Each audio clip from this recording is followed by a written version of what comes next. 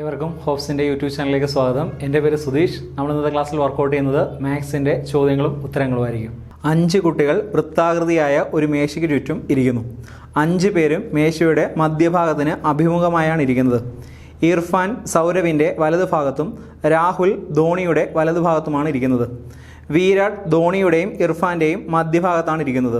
സൗരഭ് ധോണിയുടെ വലതുവശത്തു നിന്നും രണ്ടാമതുമാണെങ്കിൽ സൗരഭ് ആരുടെയെല്ലാം നടുക്കാണിരിക്കുന്നത്? സൗരഭ് ആർക്കും ഇടയിൽ എന്നാണ് ചോദ്യം. നോക്കിക്കേ, സൗരഭ് ആർക്കും ഇടയ്ക്ക, ഇർഫാനും രാഹുലിനും ഇടയ്ക്കല്ലേ സൗരഭ് കിടക്കുന്നത്. അപ്പോൾ നമ്മുടെ ക്വസ്റ്റിൻ്റെ ആൻസർ സൗരഭ് എന്ന് പറയുന്നത് ഇർഫാനും രാഹുലിനും ഇടയിൽ, അല്ലെങ്കിൽ രാഹുലിനും ഇർഫാനും ഇടയ്ക്കാണ് ആര്? സൗരഭ്. കാര്യം മനസ്സിലായോ? ഒന്നുകൂടെ നോക്കിക്കേ. സൗരഭ് ഒരിടത്ത് നിന്നു, അയാളുടെ വലതുവശത്താണ് ഇർഫാൻ നിൽക്കുന്നത്. വലതുവശം എന്ന് പറയുമ്പോൾ ക്ലോക്ക് വൈസിലേക്ക് നമ്മളൊന്ന് വരച്ചു. രണ്ടാം സെൻറ്റൻസ് പറയുന്നത് ധോണി ഇവിടെ നിൽക്കുന്നെങ്കിൽ അയാളുടെ വലതുവശത്താണ് രാഹുൽ നിൽക്കുന്നത്. അപ്പോൾ ധോണിയിൽ നിന്ന് ക്ലോക്ക് വൈസിലേക്ക് രാഹുൽ വന്നു. ഇനി മൂന്നാം സെൻറ്റൻസ് പറഞ്ഞേക്കുന്നത് എന്തുവാ? ധോണിയുടെ വലതുവശത്ത് നിന്ന് രണ്ടാമതാണ് സൗരഭ്. നോക്കിയേ, ധോണിയുടെ വലതുവശം എന്ന് പറയുമ്പോൾ ഇങ്ങോട്ടല്ലേ പോകുന്നത്. അപ്പോൾ 1, 2 രണ്ടാമതാണ് സൗരഭ്. അതും ശരിയായി. ഇനി ലാസ്റ്റ് സ്റ്റെപ്പിലേക്ക് വരുന്നു. സൗരഭ് ആർക്കും ഇടയിൽ എന്നാണ് നമ്മുടെ ചോദ്യം. സൗരഭ് എന്ന് പറയുന്നത് ഇർഫാനും രാഹുലിനും ഇടയിൽ, അല്ലെങ്കിൽ രാഹുലിനും ഇർഫാനും ഇടയ്ക്കാണ് ആര് വരുന്നത്? സൗരഭ് വരുന്നത്. നമ്മുടെ ക്വസ്റ്റിന്റെ ആൻസർ ഇർഫാനും രാഹുലിനും ഇടയ്ക്കാണ് സൗരഭ്. 180 കുട്ടികളെ വരിയായി നിർത്തിയിരിക്കുന്നു. ഓരോ വരിയിലും 15 കുട്ടികൾ വീതമുണ്ട്. കുറേ കുട്ടികളെ കൂടി ഇവരോടൊപ്പം നിർത്തി. വരികളുടെ എണ്ണം മാറ്റമില്ല. ഓരോ വരിയിലും 30 കുട്ടികളായി. പുതുതായി വന്നത് എത്ര പേരാണ്? നമുക്ക് ആൻസറിലേക്ക് വരാൻ നോക്കിക്കേ. ആകെ കുട്ടികളുടെ എണ്ണം, അവിടെയുള്ള ആകെ കുട്ടികളുടെ എണ്ണം 180 അല്ലേ? ഒരു വരിയിലെ കുട്ടികളുടെ എണ്ണം, ഒരു വരിയിലെ കുട്ടികളുടെ എണ്ണം എന്ന് പറയുന്നത് 15 അല്ലേ? മൊത്തത്തിൽ 180 പേരുണ്ട്, ഒരു വരിയിൽ 15 പേരുമുണ്ട്. എങ്കിൽ എൻ്റെ ചോദ്യം വരികളുടെ എണ്ണം, ശ്രദ്ധിച്ച്, വരികളുടെ എണ്ണം കണ്ടുപിടിക്കാൻ. ടോട്ടലുള്ള 180, ആകെയുള്ള 180 ഒരു വരിയുള്ളത് കൊണ്ട് ഹരിച്ചാൽ പോരെ? 180/15. ചെറുതാക്കാവല്ലോ നമുക്ക്. 3 കൊണ്ട് കട്ട് ചെയ്യാം. 18 3 കൊണ്ട് കട്ട് ചെയ്താൽ 6, 15 3 കൊണ്ട് കട്ട് ചെയ്താൽ 5. 60/5 എന്ന് പറയുമ്പോൾ 12 എന്നായി. വരികളുടെ എണ്ണമാണ് നമുക്ക് ചോദിക്കുന്നതെങ്കിൽ ആൻസറായിട്ട് 12 എഴുതാം. പക്ഷെ നമ്മുടെ ബാക്കി ചോദ്യമുണ്ട്, നോക്കിക്കേ. അങ്ങനെ ഇതിൻ്റെ കൂടെ കുറച്ച് കുട്ടികളൂടെ വന്നു. ഈ 180 പേരുണ്ടായിരുന്നതിൻ്റെ കൂടെ കുറച്ച് പേരൂടെ വന്നു. അങ്ങനെ വന്നപ്പം ഒരു വരിയിൽ കുട്ടികളുടെ എണ്ണം 30 മാറി.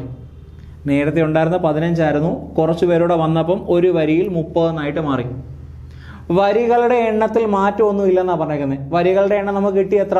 12 അല്ലേ? ആകെ 12 വരികളാണ് ഉള്ളത്. അതിനകത്ത് മാറ്റമൊന്നും തന്നിട്ടില്ലെന്ന് പറഞ്ഞു.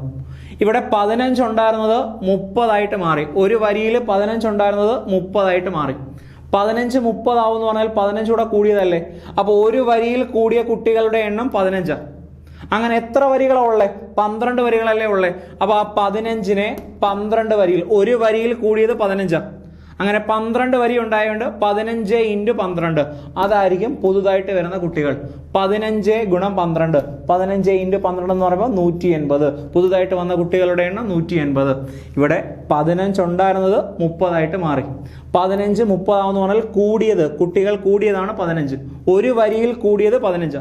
അങ്ങനെ 12 വരി ഉണ്ടല്ലോ. അപ്പോൾ 12 വരിയിലും കൂടി ആകെ കൂടിയത്, അല്ലെങ്കിൽ പുതുതായിട്ട് വന്ന് കണ്ടുപിടിക്കാൻ 15 × 12 180. ക്വസ്റ്റിൻ്റെ ആൻസർ 180.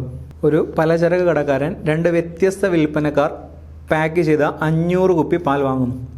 25% സാധനങ്ങൾ ആദ്യ വിൽപ്പനക്കാരിൽ നിന്നും 75% സാധനങ്ങൾ രണ്ടാമത്തെ വിൽപ്പനക്കാരിൽ നിന്നും വാങ്ങുന്നു. ഒരു കുപ്പി പാലിൻ്റെ വില 25 രൂപയാണ്.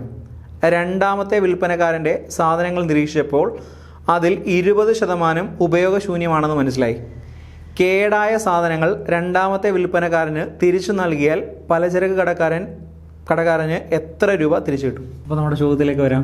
ആകെ 500 കുപ്പി പാലല്ലേ ഉള്ളത്. മൊത്തത്തിൽ 500 കുപ്പി പാലുണ്ട്.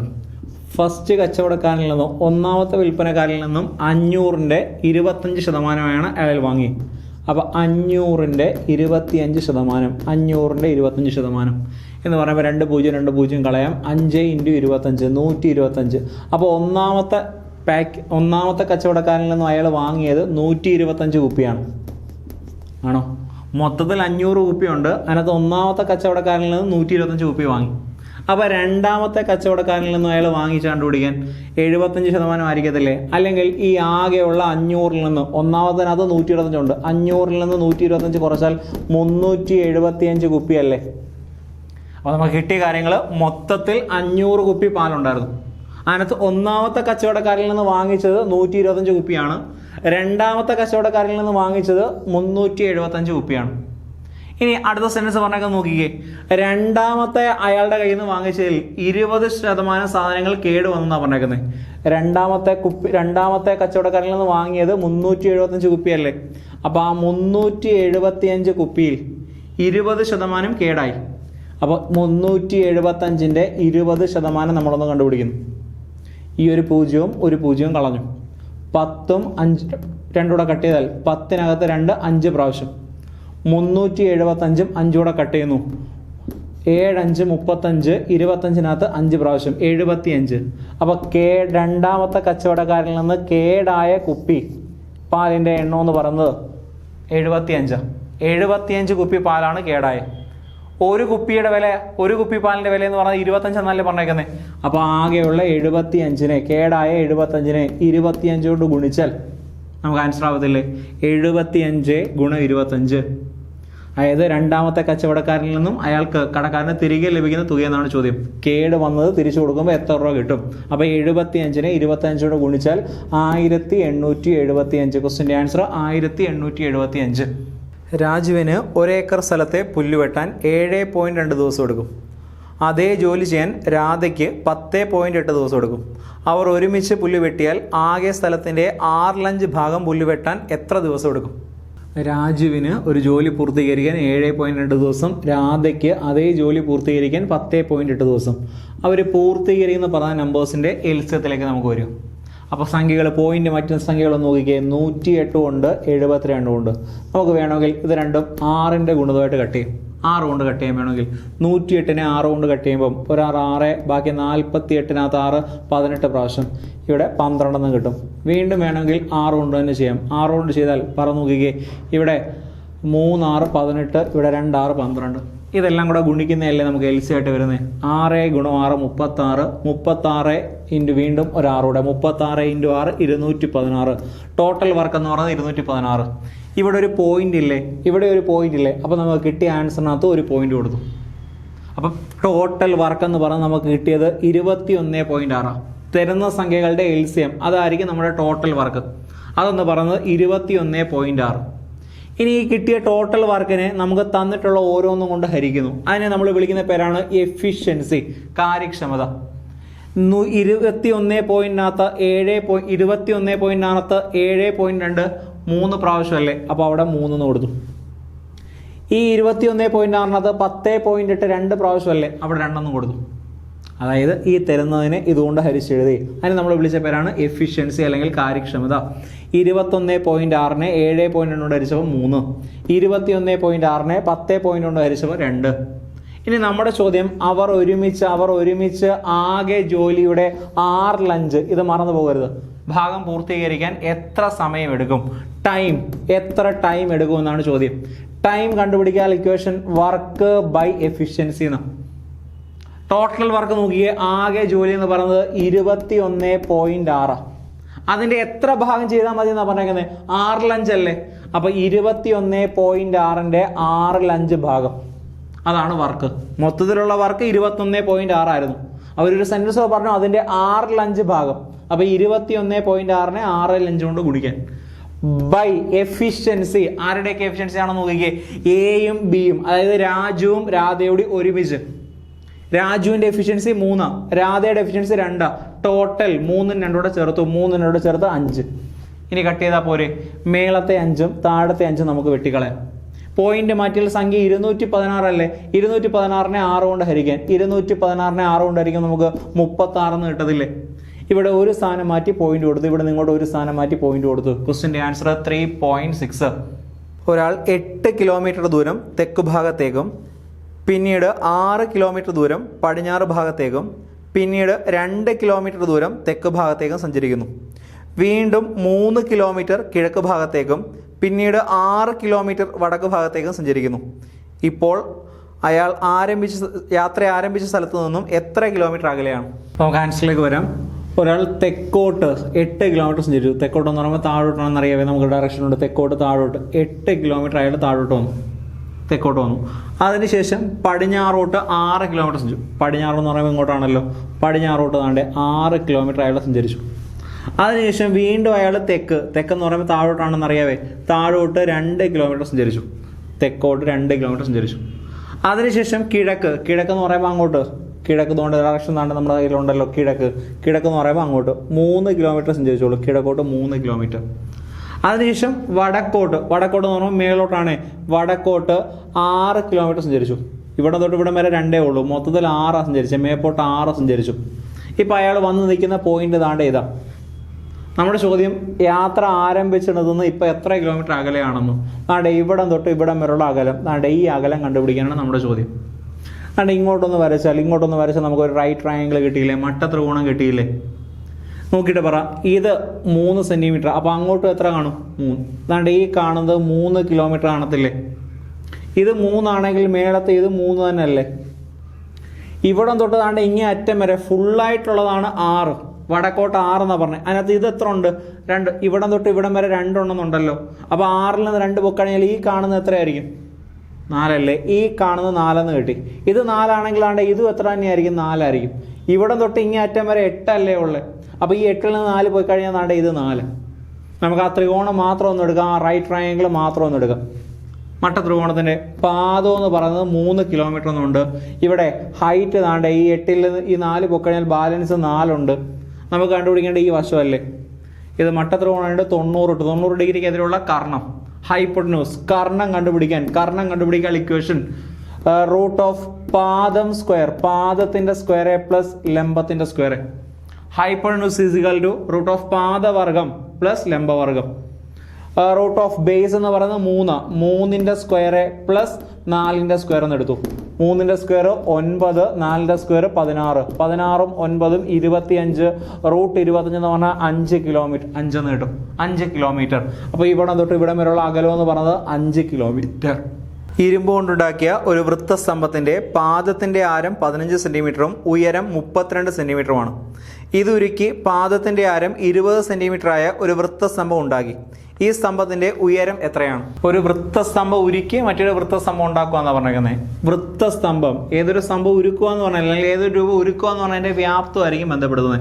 വൃത്തസ്തംഭം അല്ലെങ്കിൽ സിലിണ്ടറിന്റെ വ്യാപ്തം കണ്ടുപിടിക്കാൻ ഇക്വേഷൻ πr²h. ഇത് ഉരുക്കി മറ്റൊരെണ്ണം ഉണ്ടാക്കി, അപ്പോൾ അതിന്റെ വ്യാപ്തം πr²h തന്നെയാണ്. വൃത്തസ്തംഭത്തിന്റെ വ്യാപ്തം കണ്ടുപിടിക്കാൻ ഇക്വേഷൻ, സിലിണ്ടറിന്റെ വ്യാപ്തം കണ്ടുപിടിക്കാൻ ഇക്വേഷൻ πr²h. ആദ്യത്തെ ആരത്തിന് R1 എന്ന് കൊടുത്തു, ഉയരത്തിന് h1 എന്ന് കൊടുത്തു. ഇവിടുത്തെ ആരത്തിന് R2 എന്ന് കൊടുക്കാം, ഉയരത്തിന് h2 എന്ന് കൊടുക്കാം. ഒരെണ്ണം ഉരുക്കി മറ്റൊരെണ്ണം നിർമ്മിച്ചു എന്ന് പറയുമ്പോൾ അതിന്റെ വ്യാപ്തങ്ങൾ തുല്യം, വോളിയംസ് തുല്യം. ഈ പൈയും നമുക്കങ്ങ് വിട്ടാം. ഇവിടെ ആദ്യത്തെ R1ന്റെ സ്ക്വയർ ഇൻറ്റു h1, ഇപ്പുറത്തെ R2ന്റെ square into h2. Value substitute ചെയ്താൽ പോരെ, വില കൊടുത്താൽ പോരെ. R1 15 ഉണ്ടായിരുന്നല്ലോ, 15ന്റെ സ്ക്വയർ 15 ഇൻറ്റു 15. h1 ഹൈറ്റ് എന്ന് പറയുന്നത് 32 എന്ന ക്വസ്റ്റൻ അത് പറഞ്ഞായിരുന്നല്ലോ, ഇസ് ഈക്വൽ ടു R2 രണ്ടാമത്തെ ആരം 20, 20ന്റെ സ്ക്വയറിന് 20 ഇൻറ്റു 20 എന്ന് എഴുതാമല്ലോ. ഹൈറ്റ് അറിയത്തില്ല, അതുകൊണ്ട് h2 എന്ന് തന്നെ കൊടുത്തു. ഈ ഗുണിക്കുന്ന 2 സംഖ്യകളെ ഇപ്പുറത്തോട്ടാക്കിയാൽ പോരെ, ഗുണിക്കുന്നതിന് ഇപ്പുറത്തോട്ട് കൊണ്ടുവന്നാൽ പോരെ. 15 into 32 divided by 20 into 20. Cut ചെയ്യാൻ പറ്റുന്നതെല്ലാം കട്ട് ചെയ്ത് കളഞ്ഞാൽ പോലെ. നോക്ക്, 15ഉം 20ഉം 5ന്റെ ഗുണിതമല്ലേ. 3 5 15, 4 5 20. വീണ്ടും 15ഉം 20ഉം 3 5 15, 4 5 20. ഇവിടെ 32ഉം 4ഉം കട്ട് ചെയ്താൽ 8. വീണ്ടും 8ഉം 4ഉം കട്ട് ചെയ്താൽ 2. അപ്പുറത്തുള്ളത് h2 അല്ലെങ്കിൽ ഹൈറ്റ് കണ്ടുപിടിക്കാൻ നോക്കി. 3 ഇൻറ്റു 3 9, പിന്നെ ഒരു 2 കൂടെ കിടക്കുന്നു. 9 ഗുണം 2 18. ഹൈറ്റ് ഇസ് ഈക്വൽ ടു രണ്ടാമത്തെ ഉയരം എന്ന് പറയുന്നത് 18 എന്ന് കിട്ടും. ഓക്കെ ആയോ? നോക്കിക്കേ, വ്യാപ്തം കണ്ടുപിടിക്കാൻ ഇക്വേഷൻ πr²h. ഒരെണ്ണം ഉരുക്കി മറ്റൊരെണ്ണം നിർമ്മിക്കുക എന്ന് പറഞ്ഞാൽ രണ്ടിടത്തെയും വ്യാപ്തങ്ങൾ തുല്യമാക്കണം. 2010 ഏപ്രിൽ 5 ഏത് ദിവസം? അപ്പോൾ നമുക്ക് കണ്ടുപിടിക്കേണ്ടത് 2010 ഏപ്രിൽ 5. അപ്പോൾ ഇത്തരം ചോദ്യങ്ങളൊക്കെ വന്നാൽ തരുന്നതിന് തൊട്ട് മുമ്പുള്ള വർഷം എടുക്കുക. 2010 തൊട്ട് മുമ്പുള്ള വർഷം നമുക്കറിയാം 2009 ആണെന്ന് അറിയാം. അതേ പ്ലസ് ബാക്കി 2010 നമ്മൾ വരിക. 2010 എത്ര വരെയുള്ള? ഏപ്രിൽ 5 വരെയുള്ള. അപ്പോൾ ജനുവരി തൊട്ട് സ്റ്റാർട്ട് ചെയ്തു. 2010 ജനുവരി കഴിഞ്ഞാൽ ഫെബ്രുവരി കഴിഞ്ഞാൽ മാർച്ച് കഴിഞ്ഞാൽ ഏപ്രിൽ എത്ര വരെ മതി? 5 വരെ മതി. അപ്പോൾ എന്തോ നമ്മൾ ചെയ്ത ഫസ്റ്റ് സ്റ്റെപ്പ്, തരുന്ന വർഷത്തിന് തൊട്ട് മുമ്പുള്ള വർഷം. 2010 തൊട്ട് മുമ്പുള്ള വർഷം 2009. ബാക്കി 2010 വരുമ്പോൾ ഏതൊക്കെയുണ്ട്? ജനുവരി ഉണ്ട്, ഫെബ്രുവരി ഉണ്ട്, മാർച്ച് ഉണ്ട്, ഏപ്രിൽ 5 വരെ എടുത്തു. ഇനി ചെയ്യേണ്ട രീതി നോക്കിക്കോണേ. ഈ കിട്ടിയ വർഷത്തിന് തൊട്ട് മുമ്പുള്ള 400ന്റെ ഗുണിതത്തിലേക്ക് വരിക. 2009 തൊട്ട് മുമ്പുള്ള 400ന്റെ ഗുണിതം. 400ന്റെ ഗുണിതം നമുക്കറിയാമല്ലോ. 400, 800, 1200, 1600, 2000, 2400. ഇവിടെ 2009 മുമ്പുള്ള 400ന്റെ ഗുണിതം എന്ന് പറഞ്ഞാൽ 2000 അല്ലേ? അപ്പൊ 2000 പ്ലസ് എത്ര എന്ന് എഴുതാം? 9 എന്ന് എഴുതാം. അത് മാത്രം പോരാ, ഈ 2009 നമ്മൾ 2000 പ്ലസ് 9 എന്ന് എഴുതി. ഈ കിട്ടിയ ഈ ബാക്കിയുള്ള 400ന്റെ ഗുണിതം കഴിഞ്ഞ് ബാക്കി ഒരു സംഖ്യ ഉണ്ടല്ലോ, അതിനെ നിങ്ങൾ എപ്പോഴും 4 കൊണ്ടങ്ങ് ഹരിച്ചോണം. അതെന്തിനാന്ന് ചോദിച്ചാൽ തരുന്നതിനകത്ത് എത്ര ലീപ്പ് ഇയർ ഉണ്ടെന്ന് കണ്ടുപിടിക്കാൻ വേണ്ടിയാണ്. ഓരോ 4 വർഷം കൂടുന്നവരല്ലേ ലീപ്പ് ഇയർ വരുന്നത്. അപ്പോൾ 9നെ നമ്മൾ എത്ര കൊണ്ട് ഹരിക്കുന്നു? 4 കൊണ്ട് ഹരിക്കുന്നു. 2, 4, 8. ബാക്കി ആ മേലിൽ കിട്ടുന്ന മാത്രം ഹരണഫലം മാത്രം നിങ്ങൾ എഴുതിയാൽ മതി. അപ്പോൾ ഈ 9ന്റെ കൂടെ നമ്മൾ 2 കൂടെ ചേർത്തു. ഇനി ബാക്കി നമ്മൾ ചെയ്ത അതേപോലെ തന്നെ നോക്ക്. ജനുവരിയിൽ എത്ര ദിവസം ആകെയുള്ള? ജനുവരി 31 ദിവസം അല്ലേ? 31 എഴുതി. ഫെബ്രുവരി 2010 സാധാ വർഷമാണല്ലോ. അപ്പോൾ ഫെബ്രുവരി 28 ദിവസം, 28 പ്ലസ് മാർച്ച് 31 ദിവസം. ഏപ്രിൽ എത്ര വരെ മതി? 5 വരെ പോരെ? 5 എഴുതി. ഈ 2000 എന്ന് പറഞ്ഞാൽ നമ്മൾ എന്തിന്റെ ഗുണിതമായിട്ട് എടുത്തേ? 400ന്റെ ഗുണിതമല്ലേ എടുത്തേ? അങ്ങനെ 400ന്റെ ഗുണിതം വന്നാൽ അവിടെ ഒറ്റ ദിവസങ്ങൾ ഓഡ് ഡേയ്സിന്റെ എണ്ണം 0 ആയി. ഇവിടെ 400ന്റെ ഗുണിതം എഴുതുമ്പോൾ എപ്പോഴും നിങ്ങൾ 0 അങ്ങ് കൊടുത്താൽ മതി. ഇനി ഈ കിടക്കുന്ന എല്ലാം കൂടെ കൂട്ടുക, അതിനെ 7 കൊണ്ട് ഹരിക്കുക. അത്ര നിങ്ങൾ ചെയ്യുന്നു. നോക്കിക്കേ, 9, 2 വേണമെങ്കിൽ ഒന്നുകൂടി ഒന്ന് അറേഞ്ച് ചെയ്തിട്ട് എഴുതാം. ഈ 9നെ അതേപോലെ തന്നെ എഴുതി, ഈ 2നെ അതേപോലെ തന്നെ എഴുതി. 31 അല്ലേ? 31നെ 7 കൊണ്ട് ഹരിച്ചാൽ ശിഷ്ടം 4, 7, 28. ബാക്കി ശിഷ്ടമാണ് നമ്മൾ എടുത്തത് 3. ഇവിടെ 28നെയും 7 കൊണ്ട് ഹരിക്കുന്നു. 28നെ 7 കൊണ്ട് ഹരിക്കും. 4, 7, 28. ശിഷ്ടം 0. വീണ്ടും 31നെ ഹരിക്കുന്നു. 31നെ 7 കൊണ്ട് ഹരിക്കുമ്പോൾ 4, 7, 28. ശിഷ്ടം 3. ഇനി ബാലൻസ് 5 ഉണ്ട്. 5 അതേപോലെ തന്നെ എഴുതി. ഹരിക്കാൻ പറ്റുക 5നെ 7 കൊണ്ട് ഹരിക്കാൻ പറ്റത്തോണ്ട് 5 അതേപോലെ തന്നെ എഴുതി. ഇനി നോക്ക്, കൂട്ടി നോക്ക്. 9, 2, 11. 11, 3, 14. 14, 3, 17. 17, 5, 22. ഒരാഴ്ചയിൽ 7 ദിവസം ഉണ്ടായിട്ട് നമ്മൾ അതിനെ 7 കൊണ്ട് ഹരിക്കുന്നു. 22/7. 3, 7, 21. ബാക്കി ശിഷ്ടം 1. ശിഷ്ടം നമുക്ക് കിട്ടുന്ന അവസാനം കിട്ടുന്ന ആൻസർ ശിഷ്ടം 0 ആണെങ്കിൽ ആൻസർ ഞായർ എന്ന് എഴുതാം. കിട്ടിയ ശിഷ്ടം 1 ആണെങ്കിൽ നമുക്ക് തിങ്കളെന്ന് എഴുതാം. ഇനി ഓരോ ദിവസം കൂടി വന്നാൽ മതി. ശിഷ്ടം 0 വന്നാൽ ഞായറായിരിക്കും. ശിഷ്ടം 1 വന്നാൽ തിങ്കളായിരിക്കും. ശിഷ്ടം 2 വന്നാൽ അപ്പോൾ എന്തുമായിരിക്കും? ചൊവ്വ. ശിഷ്ടം 3 വന്നാൽ ബുധൻ. അങ്ങനെ പൊക്കോണ്ടേയിരിക്കും. നമുക്കിവിടെ കിട്ടിയ ശിഷ്ടം എത്ര? 1 അല്ലേ? 1 വന്നതുകൊണ്ട് നമ്മുടെ ക്വസ്റ്റിന്റെ ആൻസർ തിങ്കളാഴ്ച. 2010 ഏപ്രിൽ 5 എന്ന് പറഞ്ഞത് തിങ്കളാഴ്ച. എന്തൊക്കെ സ്റ്റെപ്പാ ചെയ്തേ? ഒന്നുകൂടെ ഒന്ന് നോക്കാം. ശ്രദ്ധിക്കുക. തരുന്ന വർഷത്തിന് തൊട്ട് മുമ്പുള്ള വർഷം 2010 തൊട്ട് മുമ്പുള്ള വർഷം 2009. ഇനി 2010 വരുമ്പം ജനുവരി ഉണ്ട്, ഫെബ്രുവരി ഉണ്ട്, മാർച്ച് ഉണ്ട്, ഏപ്രിൽ 5 വരെ. ലാസ്റ്റ് നോക്കിക്കോണേ. ഇവിടെ 2009 മുമ്പുള്ള 400ന്റെ ഗുണിതം 400, 800, 1200, 1600, 2000, 2400. 2400 എടുക്കാൻ പറ്റില്ല, അതുകൊണ്ട് നമ്മൾ 2000 എടുത്തു.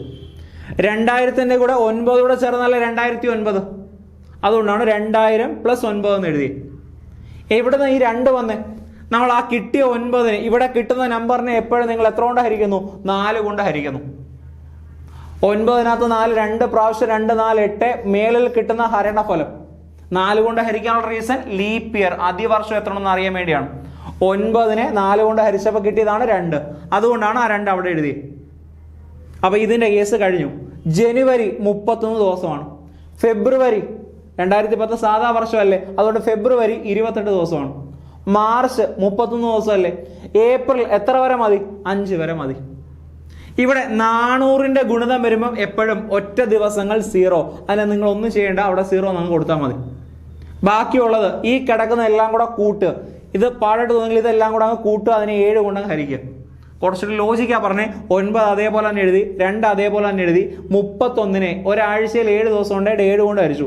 4, 7, 28. ബാക്കിയുള്ളതാണ് 3. 28നെ 7 കൊണ്ട് ഹരിക്കുമ്പോൾ ശിഷ്ടം 0.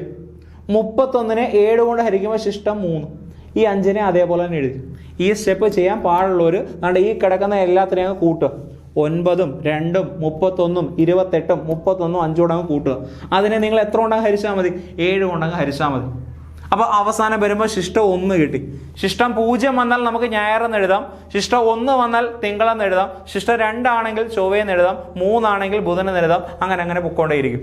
അപ്പോൾ നമുക്കിവിടെ കിട്ടിയ ശിഷ്ടം 1 ആണ്. ശിഷ്ടം 1 വന്നുകൊണ്ട് നമ്മൾ തിങ്കൾ, 0 വന്നാൽ ഞായർ, 1 വന്നാൽ തിങ്കൾ. അപ്പോൾ ഇവിടെ 1 ആണ് വന്നത്. ക്വസ്റ്റിൻ്റെ ആൻസർ തിങ്കളാഴ്ച. ഒരു സ്കൂളിൽ കുട്ടികൾ അസംബ്ലിക്ക് നിൽക്കുന്നത് ദീർഘചതുരാകൃതിയിലാണ്. ഒരു വരിയിൽ P കുട്ടികളുണ്ട്. അങ്ങനെ ആകെ 6 വരികളുമുണ്ട്. ഒരു ദിവസത്തെ അസംബ്ലിക്ക് 3 കുട്ടികൾ കുറവായിരുന്നു. എന്നാൽ ആ ദിവസം അസംബ്ലിക്ക് എത്തിയ കുട്ടികളുടെ ആകെ എണ്ണം. നമുക്ക് ആൻസറിലേക്ക് വരാം. ഒരു വരിയിലെ കുട്ടികളുടെ എണ്ണം എന്ന് പറയുന്നത് P ആണെന്ന് പറഞ്ഞിട്ടില്ലേ? വരികളുടെ എണ്ണം 6 ആണെന്ന് പറഞ്ഞിട്ടില്ലേ?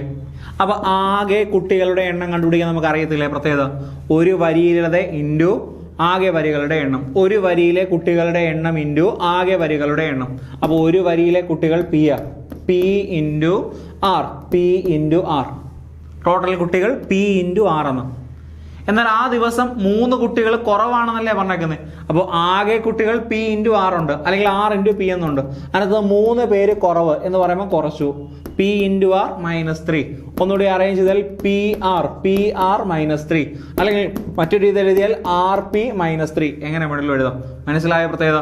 ഒരു വരിയിലെ കുട്ടികളുടെ എണ്ണമാണ് P, വരികളുടെ എണ്ണമാണ് R. ആകെ കുട്ടികളുടെ എണ്ണം കണ്ടുപിടിക്കാൻ ഒരു വരിയിലെ ഇൻറ്റു വരികളുടെ എണ്ണം P ഇൻറ്റു R. അതിനകത്ത് 3 കുട്ടികൾ കുറവായതുകൊണ്ട് -3 എഴുതി. അപ്പോൾ P ഇൻറ്റു R, PR -3. ഒന്നുകൂടി അറേഞ്ച് ചെയ്താൽ RP -3. ഒരു പടിക്കെട്ടിൽ ആദ്യ പടിയുടെ ഉയരം 10 സെൻറ്റിമീറ്റർ. പിന്നീടുള്ള ഓരോ പടിക്കും 8 സെൻറ്റിമീറ്റർ വെച്ച് ഉയരം കൂടുന്നു. എന്നാൽ 20 പടി കയറുമ്പോൾ അയാൾ തറയിൽ നിന്നും എത്ര ഉയരത്തിലാണ്? പടി കയറുക എന്ന് പറയുമ്പോൾ നമ്മൾ സമാന്തര ശ്രേണിയിലല്ലേ പോകുന്നത്. നോക്കിക്കേ, പടി കയറിപ്പറി താഴെ നിന്ന് മേളിലേക്ക് പോകുന്നു. അപ്പോൾ അതിൻ്റെ ആദ്യത്തെ പടിയുടെ ഹൈറ്റ് എന്ന് പറഞ്ഞാൽ ആദ്യ പദം എന്ന് പറയുന്നത് നമുക്ക് 10 ഉണ്ട്. യൂണിറ്റോടെ നോക്കിക്കോണേ 10 സെൻറ്റിമീറ്റർ. പിന്നീട് അങ്ങോട്ട് ഓരോ പടിയിലും 8 സെൻറ്റിമീറ്റർ വീതം കൂടിയാണ് പോകുന്നത്. എന്ന് പറഞ്ഞാൽ കോമൺ ഡിഫറൻസ്, പൊതുവ്യത്യാസം 8 സെൻറ്റിമീറ്റർ ആണ്. നമ്മുടെ ചോദ്യം, അയാൾ 20ാമത്തെ പടി കയറുമ്പോൾ താഴെ നിന്ന് അവിടെ വരെയുള്ള അകലം എന്ന് പറഞ്ഞാൽ ആകെ നീളം. ആകെ എന്ന് പറയുമ്പോൾ അതിൻ്റെ തുക, സം, AP-യുടെ തുക. പടി കയറുക എന്ന് പറഞ്ഞാൽ സമാന്തര ശ്രേണിയിലാണ് പോകുന്നത്. ആദ്യത്തെ പദം 10 എന്നുണ്ട്, പൊതുവ്യത്യാസം 8 എന്നുമുണ്ട്. ഒരു AP-യുടെ തുക, താഴെ നിന്ന് 20 വരെ ഉള്ളത്, ആകെ നീളം. ആകെ എന്നുണ്ടായിട്ടാണ് നമ്മൾ തുകയിലേക്ക് പോകുന്നത്.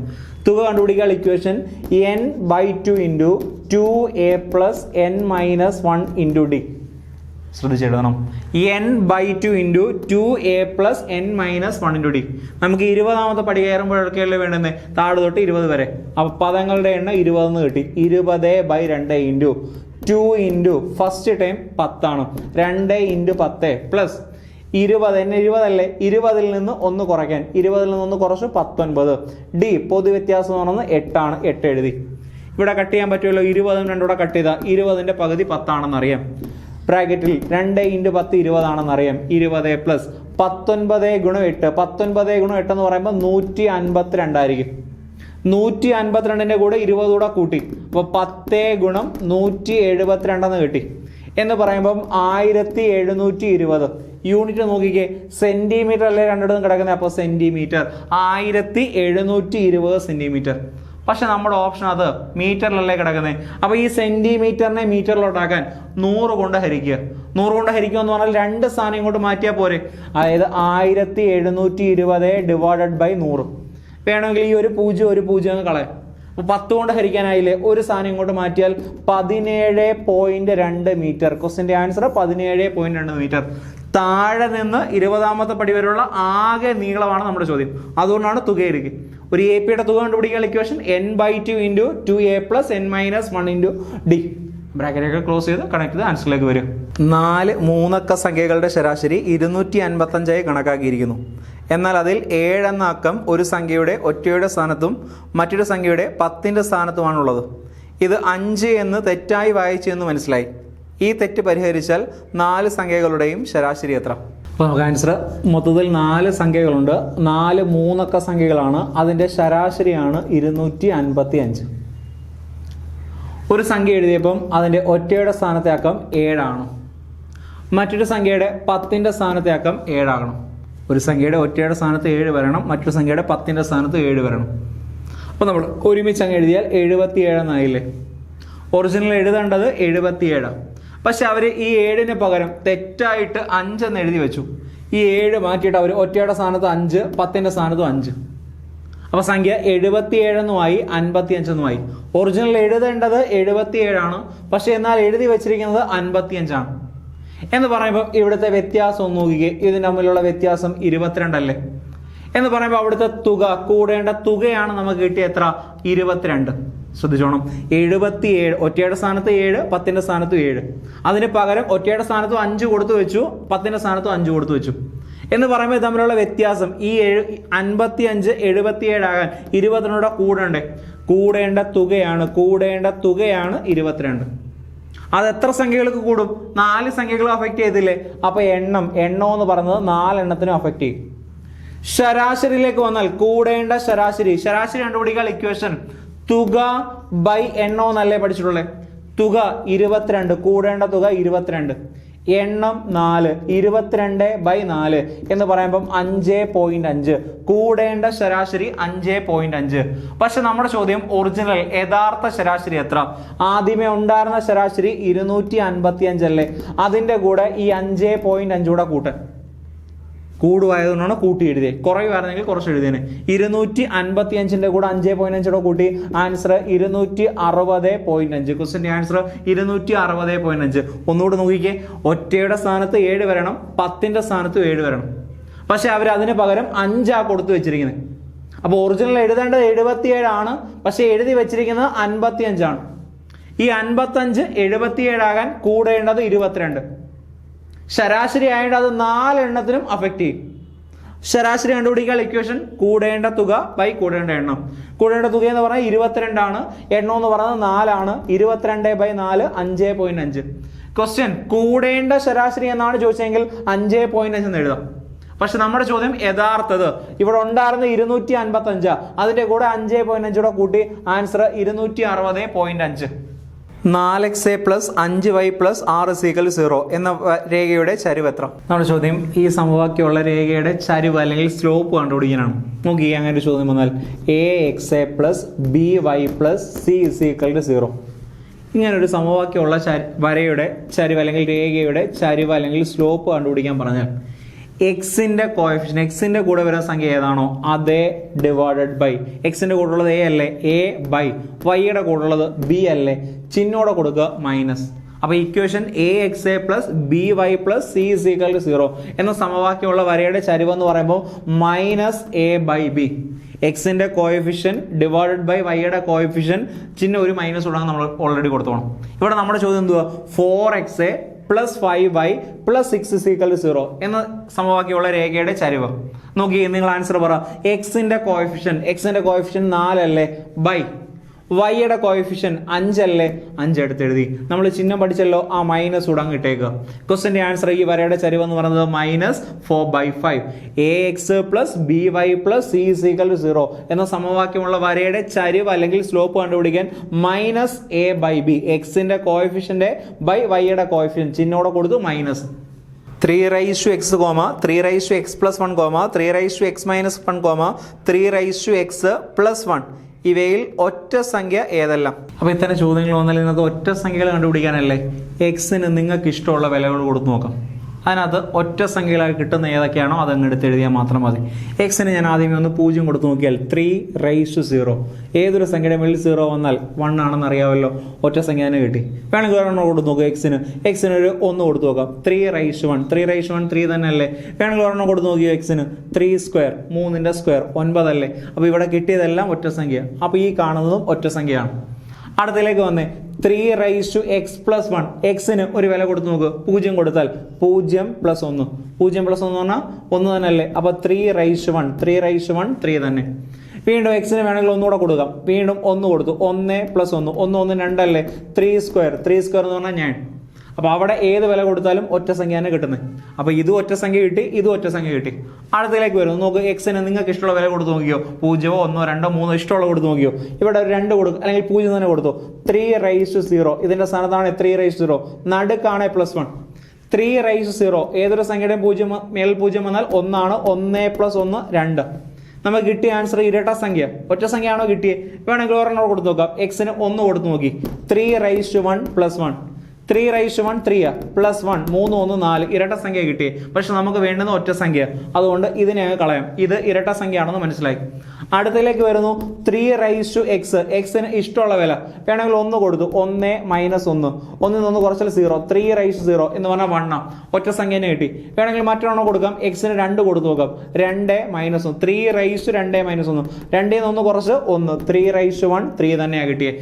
ഒറ്റ സംഖ്യ തന്നെ കിട്ടിയത്. അപ്പോൾ ഒറ്റ സംഖ്യകൾ കിട്ടുന്ന ഏതൊക്കെയാണ് നമ്മുടെ ചോദ്യം. ഈ ഒന്നാമത്തെ ഒറ്റ സംഖ്യയാണ്, ഇതും ഒറ്റ സംഖ്യ തന്നെയാണ്, ഇതും ഒറ്റ സംഖ്യ തന്നെയാണ് കിട്ടുന്നത്. അപ്പോൾ ഒറ്റ സംഖ്യകൾ വരുന്നത് 1 2 4. ഈ 3 ഇരട്ട സംഖ്യയാണ് വരുന്നത്. 7 കൊണ്ട് ഹരിക്കുമ്പോൾ ശിഷ്ടം 3 വരുന്ന 3 അക്ക സംഖ്യകൾ എത്ര? ഒരു AP-യിലെ പദങ്ങളുടെ എണ്ണം, അതിൻ്റെ ഇക്വേഷൻ നമ്മൾ പഠിച്ചിട്ടുണ്ട്. പദങ്ങളുടെ എണ്ണം കണ്ടുപിടിക്കാൻ ഇക്വേഷൻ അവസാനത്തെ സംഖ്യ മൈനസ് ആദ്യത്തെ സംഖ്യ ബൈ d + 1. അവസാന പദത്തിൽ നിന്ന് ആദ്യത്തെ പദം കുറയ്ക്കുക, അതിനെ പൊതുവ്യത്യാസം കൊണ്ട് ഹരിക്കുക, ഒന്നുകൂടെ കൂട്ടുക. ഇവിടെ നമ്മുടെ ചോദ്യം 7 കൊണ്ട് ഹരിക്കണം. അപ്പോൾ പൊതുവ്യത്യാസം എന്ന് പറയുന്നത് 7 ആയിരിക്കും. എത്ര കൊണ്ടാണോ ഹരിക്കേണ്ടത് അതിനെ വിളിക്കുന്ന പേരാണ് പൊതുവ്യത്യാസം. പൊതുവ്യത്യാസം 7. 3 അക്ക സംഖ്യകൾ 3 ഡിജിറ്റ് നമ്പേഴ്സ്. 3 അക്ക സംഖ്യ തുടങ്ങുന്ന 100-ലാണ്, അവസാനിക്കുന്നത് 999-ലാണ്. 3 അക്ക സംഖ്യകൾ തുടങ്ങുന്നത് 100-ൽ, അവസാനിക്കുന്നത് 999-ൽ. ഈ 100-നെ 7 കൊണ്ട് ഹരിക്കുമ്പോൾ 3 ശിഷ്ടം വരുമെന്ന് നോക്കണം. അതാണ് നമ്മൾ ചെയ്യേണ്ടത്. അപ്പോൾ ഫസ്റ്റ് സ്റ്റെപ്പ് 100-നെ നമ്മൾ 7 കൊണ്ട് ഹരിച്ചു നോക്കി. 1 7 7, ബാക്കി 3 0 4 7 28, ബാക്കി ശിഷ്ടം 2. 100-നെ ഹരിച്ചപ്പോൾ 2 വന്നേ, സൈലോട്ട് എഴുതി. 100-നെ ഹരിച്ചപ്പോൾ ശിഷ്ടം 2. നമുക്ക് ശിഷ്ടം 3 അല്ലേ കിട്ടണ്ടേ? ശിഷ്ടം 3 വരുന്നതാണ് വേണ്ടുന്നത്. അപ്പോൾ തൊട്ടടുത്ത സംഖ്യ 101, ഒന്നുകൂടെ കൂടിയതല്ലേ, അപ്പോൾ ശിഷ്ടം ഒന്നുകൂടെ കൂടി 3. ഫസ്റ്റ് നമ്പർ കിട്ടി. ശിഷ്ടം 3 വരുന്നത് 7 കൊണ്ട് ഹരിക്കുമ്പോൾ 3 ശിഷ്ടം വരുന്ന സംഖ്യ 101. ആദ്യ പദം കിട്ടി. ആദ്യ പദം എന്ന് പറയുന്നത് 101. D കിട്ടി, ആദ്യ പദവും കിട്ടി. ഇനി അവസാന പദം വേണം. അതിനുവേണ്ടി 3 അക്ക സംഖ്യ അവസാനിക്കുക 999-ലല്ലേ, അതിനെ ഒന്ന് ഹരിച്ചു നോക്കുന്നു. 999-നെ 7 കൊണ്ടൊന്ന് ഹരിച്ചു നോക്കുന്നു. 1 7 7, ബാക്കി 2 9, 4 7 28, ബാക്കി 1 9, 2 7 14, ബാക്കി ശിഷ്ടം 5. സൈലോട്ട് ഒന്ന് എടുത്തെഴുതാം. 995 എന്നതിനെ ഹരിച്ചപ്പം നമുക്ക് കിട്ടിയ ശിഷ്ടം 5. 999-നെ ഹരിച്ചപ്പോൾ കിട്ടിയ ശിഷ്ടം 5. ഇനി കുറഞ്ഞു വരട്ടെ. നമുക്ക് 3 ശിഷ്ടം വരണ്ടേ, അവിടെ വരെ എഴുതണം. 1000 എടുക്കാൻ പറ്റില്ല. 1000 3 അക്ക സംഖ്യ അല്ല, 4 അക്കോ. അതുകൊണ്ട് 998 എടുത്തു. 1 കുറയുമ്പോൾ സംഖ്യ ശിഷ്ടം 1 കുറയും, 4 എന്നായി. 997 ആയി. ശിഷ്ടം 1 കുറഞ്ഞു 3 എന്നായി. 3 അല്ലേ വരേണ്ട ശിഷ്ടം. അപ്പോൾ അവസാന പദം കിട്ടി 997. വേണ്ടുന്ന കാര്യങ്ങളെല്ലാം ആയി. ഇനി നമുക്ക് വില കൊടുത്തു വന്നാൽ മാത്രം മതി. 3 അക്ക സംഖ്യ തുടങ്ങിയ 100-ലാണ്, അവസാനിക്കുക 999. 100-നെ നമ്മൾ 7 കൊണ്ട് ഹരിച്ചപ്പോൾ 2 വന്നേ, നമുക്ക് 3 വരണ്ടേ. അപ്പോൾ തൊട്ടടുത്ത സംഖ്യ 101 എടുത്തു, 3 കിട്ടി. ഇനി അവസാനം 3 അക്ക സംഖ്യ അവസാനിക്കുക 999, അതിനെ 7 കൊണ്ട് ഹരിച്ചപ്പോൾ 5 വന്നേ. കുറഞ്ഞായതുകൊണ്ട് ശിഷ്ടവും കുറയും. 998 ആയപ്പോൾ 4, 997 ആയപ്പോൾ 3 വരുന്നതിന് വെച്ച് നിർത്തി. ആദ്യ പദം കിട്ടി, അവസാന പദം കിട്ടി, പൊതുവ്യത്യാസം കിട്ടി. ഇനി ഇതിനകത്തോട്ട് വില കൊടുക്കുക. നമുക്കറിയാവുന്ന ഇക്വേഷനിൽ വില കൊടുക്കുക. നോക്കിക്കേ, അവസാന പദം എത്രയാണെന്ന് കിട്ടി? 997 അല്ലേ, അതിൽ നിന്ന് ആദ്യ പദം 101 അല്ലേ, ബൈ പൊതുവ്യത്യാസം എത്ര കൊണ്ട് ഹരിക്കാൻ പറഞ്ഞേക്കുന്നത്? 7 അല്ലേ, +1. അവസാന സംഖ്യയിൽ നിന്ന് ആദ്യത്തെ സംഖ്യ കുറയ്ക്കുക, അതിനെ 7 കൊണ്ട് ഹരിക്കുക, അതിൻ്റെ കൂടെ ഒന്നുകൂടെ കൂട്ടുക. ഇത് കുറച്ച് എഴുതിക്കേ. 997-ൽ നിന്ന് 101 കുറയ്ക്കുമ്പോൾ 896/7 + 1. 8-നകത്ത് 7, 8-നകത്ത് 7 ഒരു പ്രാവശ്യമാണ്. 19-നകത്ത് 7 2 പ്രാവശ്യമല്ലേ. ബാക്കി 5, 56-നകത്ത് 7 8 പ്രാവശ്യമല്ലേ. 128 + 1, 128 1 129. ആൻസർ 129. ഇങ്ങനെ ചെയ്ത് പഠിക്കുന്നതായിരിക്കും നല്ലത്. കാരണം ഇതിന്റെ തുകയൊക്കെ ചോദിക്കും. തുക കണ്ടുപിടിക്കണമെങ്കിൽ ആദ്യ പദവും വേണം, അവസാന പദവും വേണം. അതുകൊണ്ട് ആ രീതി തന്നെ പഠിക്കാൻ ശ്രമിക്കുക. പദങ്ങളുടെ എണ്ണം last time minus first time by d + 1. എത്ര കൊണ്ടാണോ ഹരിക്കാൻ പറഞ്ഞത് അതായിരിക്കും പൊതുവ്യത്യാസം. 3 അക്ക സംഖ്യ 100-ലാ തുടങ്ങിയ 100-നെ ഹരിച്ചപ്പം 2 കിട്ടിയേ. തൊട്ടടുത്ത 101 ആയപ്പോൾ 3. അപ്പോൾ ആദ്യ പദം 101. 999 ഹരിച്ചപ്പോൾ 5 കിട്ടിയേ, കുറഞ്ഞു വന്നു 3 വരുന്നിടം വരെ എഴുതണം. അപ്പോൾ 997 ആയപ്പോൾ 3 കിട്ടി. ആദ്യ പദവും കിട്ടി, അവസാന പദവും. ഇക്വേഷനിലേക്ക് വില കൊടുത്താൽ വന്നാൽ മാത്രം മതി. ഒരാൾ 4 മീറ്റർ വടക്കോട്ട് സഞ്ചരിച്ചതിന് ശേഷം വലത്തോട്ട് തിരിഞ്ഞ് 3 മീറ്റർ സഞ്ചരിക്കുന്നു. അതിനുശേഷം ഇടത്തോട്ട് തിരിഞ്ഞ് 4 മീറ്ററും പിന്നീട് വലത്തോട്ട് തിരിഞ്ഞ് 3 മീറ്റർ സഞ്ചരിച്ചു. ഇപ്പോൾ അയാൾ യാത്ര ആരംഭിച്ച സ്ഥലത്തു നിന്നും എത്ര മീറ്റർ അകലെയാണ്? അപ്പോൾ നമുക്ക് ആൻസറിലേക്ക് വരാം. ഒരു പോയിന്റിൽ നിന്ന് ഒരു പോയിന്റ് ഇവിടെ. അയാൾ വടക്കോട്ട് സഞ്ചരിച്ചു. വടക്കോട്ട് എന്ന് പറഞ്ഞാൽ മേലോട്ടാണെന്ന് അറിയുമല്ലോ. മേലോട്ട് 4 മീറ്റർ മേളിലേക്ക് സഞ്ചരിച്ചു. വടക്കോട്ട് എന്ന് പറയുമ്പോൾ മേലോട്ട് നമ്മൾ വരച്ചു. അതിനുശേഷം അയാൾ വലത്തേക്ക് തിരിഞ്ഞു. വലത്തെന്ന് പറയുമ്പോൾ ക്ലോക്ക് വൈസാണ്. ക്ലോക്ക് എങ്ങോട്ടാണ് തിരിഞ്ഞത്? ക്ലോക്ക് ഇങ്ങോട്ടല്ലേ പോകുന്നത്, ഇങ്ങനെയല്ലേ ക്ലോക്കിലെ സൂചി പോകുന്നത്. അതുകൊണ്ട് വലത്തോട്ട് എന്ന് പറയുമ്പോൾ ഇങ്ങോട്ട് സഞ്ചരിച്ചു. അത് എത്ര മീറ്റർ സഞ്ചരിച്ചേ? 3 മീറ്റർ ആണ് അങ്ങോട്ട് സഞ്ചരിച്ചത്. 3 മീറ്റർ വലത്തോട്ട് സഞ്ചരിച്ചു. പിന്നെ അതിനുശേഷം അയാൾ എന്ത് ചെയ്തു? ഇടത്തേക്ക് സഞ്ചരിച്ചു. നമുക്ക് ക്ലോക്ക് വൈസ് ആണെങ്കിൽ ഇങ്ങോട്ടാണ് പോകുന്നത്, ക്ലോക്ക് ഇങ്ങോട്ടാണ് സഞ്ചരിക്കുന്നത്. ഇടത്തേക്ക് എന്ന് പറയുമ്പോൾ ആൻറ്റി ക്ലോക്ക് വൈസ്, ക്ലോക്കിൻ്റെ ഓപ്പോസിറ്റ് ഡയറക്ഷനിലേക്ക്. അപ്പോൾ മേപ്പോട്ട് സഞ്ചരിച്ചു, ഇടത്തേക്ക് സഞ്ചരിച്ചു. അത് എത്ര മീറ്റർ? 4 മീറ്റർ ആണ് ഇടത്തേക്ക് സഞ്ചരിച്ചത്, ആണോ? വീണ്ടും അയാൾ വലത്തേക്ക് സഞ്ചരിച്ചു. ഇങ്ങനെ പോകുന്ന ആളുടെ വലതുവശം ക്ലോക്ക് വൈസ്, ക്ലോക്ക് അങ്ങോട്ടല്ലേ പോകുന്നത്, ഇങ്ങോട്ടല്ലേ സൂചി തിരിയുന്നത്. അപ്പോൾ ഇങ്ങോട്ട് സഞ്ചരിച്ചു. അത് എത്ര മീറ്റർ? 3 മീറ്റർ ആണെന്ന് നമുക്കുണ്ട്. ഇപ്പോൾ ഇയാൾ ദാണ്ട് ഇവിടെ വന്ന് നിൽക്കുന്നത്. നമ്മുടെ ചോദ്യം യാത്ര ആരംഭിച്ചിടത്തു നിന്ന് ഇപ്പോൾ വന്ന് നിൽക്കുന്ന എത്ര അകലെയാണെന്ന് എന്ന് പറഞ്ഞാൽ ഇവിടം തൊട്ട് ഇവിടം വരെയുള്ള അകലം, ദാണ്ട് ഈ അകലം, ഈ വരച്ചിരിക്കുന്ന ഈ അകലം കണ്ടുപിടിക്കാനാണ് നമ്മുടെ ചോദ്യം.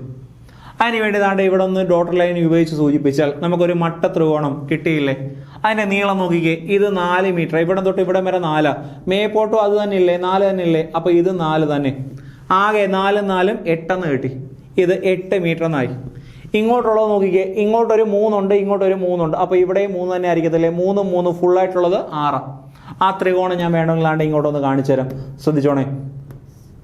അതെ, ഇതല്ലേ ത്രികോണമായിട്ട്, ഇതല്ലേ 90 ഡിഗ്രി. അതാണ്ട് ഈ കാണുന്നത് 6 മീറ്റർ. മേളത്തത് പാദം 6 എന്ന് എടുക്കാം. ഇതതിൻ്റെ ലംബം എന്ന് പറയുന്നത് 8 എന്ന് എടുക്കാം. നമുക്ക് കണ്ടുപിടിക്കേണ്ടതാണ്ട് ഈ നീളമല്ലേ? 90-നെതിരെ ഉള്ളത് കർണം.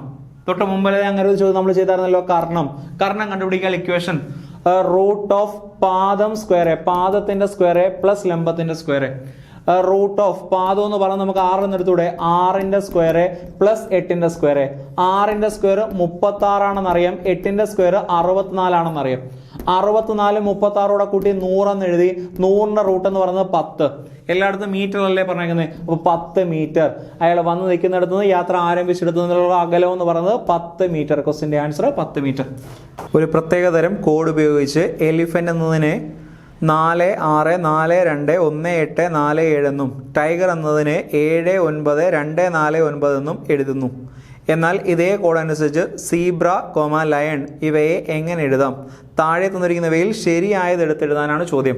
നോക്കിയേ, ഒന്നാമത്തെ സീബ്രയ്ക്ക് പകരം 1 4 6 9 8 എന്നും ലയണിന് പകരം 6 9 5 4 എന്നുമാണ് എഴുതിയിരിക്കുന്നത്. അത് രണ്ടും ശരിയാണോ തെറ്റാണോ എന്നൊക്കെ കണ്ടുപിടിക്കാനാണ് നമ്മുടെ ചോദ്യം. അപ്പോൾ നമ്മുടെ ചോദ്യം എലിഫന്റ് എന്നതിന് കോഡ് തിരിക്കുന്നത് നോക്കിയേ. 4 അവർ തന്നിട്ടുള്ള കോഡിംഗ് ആണ് ഇത് രണ്ടെണ്ണം. ഇത് രണ്ടെണ്ണം ശരിയാണെന്ന് ചെക്ക് ചെയ്യാനാണ്.